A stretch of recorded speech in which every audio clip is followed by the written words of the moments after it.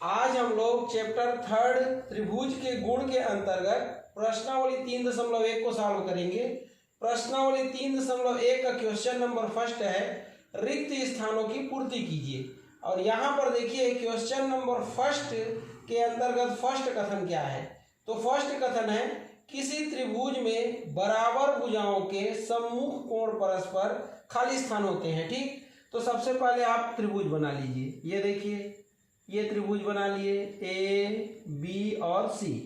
अब देखिए इस कथन में क्या बोल रहा है, किसी त्रिभुज में बराबर भुजाओं के सम्मुख कोण। तो मान लेते हैं ये दोनों भुजा बराबर है। ठीक, तो इस भुजा का सम्मुख कोण ये होगा और इस भुजा का सम्मुख कोण ये होगा। तो कथन क्या बोल रहे हैं, देखिए किसी त्रिभुज में बराबर भुजाओं के सम्मुख कोण परस्पर खाली स्थान होते हैं। तो ये बराबर भुजा है और इसके ये दोनों क्या है, सम्मुख कोण है। तो ये भी क्या होंगे, बराबर होंगे। ठीक है, तो यहाँ पर क्या आ जाएगा, यहाँ पर आ जाएगा बराबर। ये इस प्रकार से लिखना है। ठीक है, इसके बाद सेकेंड देखिए, यदि किसी त्रिभुज के दो कोण बराबर हों तो वह खाली स्थान त्रिभुज होगा। तो सबसे पहले देखिए आप एक त्रिभुज बना लीजिए, ये ए बी और सी, ये त्रिभुज बना लिए। अब इसमें क्या बोल रहा है कि इसके दो कोण बराबर हैं, बोल रहा है। ये देखिए ये कोण और ये कोण कैसे हैं, बराबर हैं। तो हम जानते हैं कि बराबर कोण के सामने की भुजा क्या होती है, बराबर होती है। तो ये कोण के सामने की भुजा ये है और ये कोण के सामने की भुजा ये है, इसलिए ये दोनों भुजा भी क्या होगी, बराबर होगी।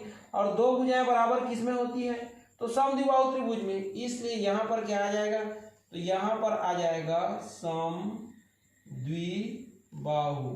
ये क्या आ जाएगा, समद्विबाहु आ जाएगा। ठीक है, तो समद्विबाहु त्रिभुज होगा। अब देखिए थर्ड क्वेश्चन को सॉल्व करना है, तो इसको मिटा देते हैं, इसकी जरूरत नहीं है ये। ठीक है, तो थर्ड क्वेश्चन क्या है, देखिए समबाहु त्रिभुज का प्रत्येक कोण खाली स्थान अंश का होता है, बोल रहा है। तो समबाहु त्रिभुज किसको बोलते हैं, तो समबाहु त्रिभुज देखिए ए बी सी, ये।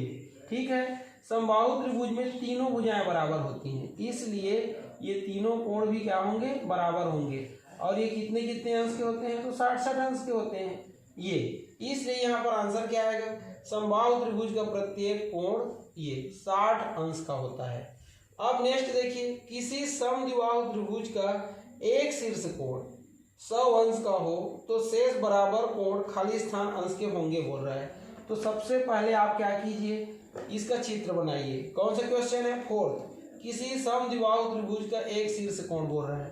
तो सबसे पहले आप समद्विबाहु त्रिभुज बनाइए। ये समद्विबाहु त्रिभुज में क्या होता है, तो समद्विबाहु त्रिभुज में देखिए दो भुजाएं बराबर होती हैं। तो मान लेते हैं ये दोनों भुजा बराबर है और शीर्ष कोण को कितना बोल रहे हैं, देखिए तो शीर्ष कोण को बोल रहा है 100 अंश का, ये।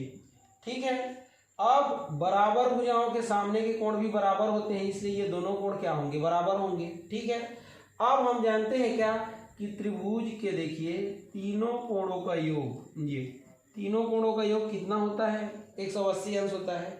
अब यहाँ पर कोण एक को तो 100 अंश दे दिया है, बी और सी कैसे हैं, बराबर हैं, तो एक से x मान लो ये। ठीक, तो x अंश और क्या हो जाएगा, x अंश बराबर 180 अंश। तो ये 100 धन x से x कितना हो जाएगा, 2x बराबर 180 अंश। तो ये 2x बराबर ये 180 अंश।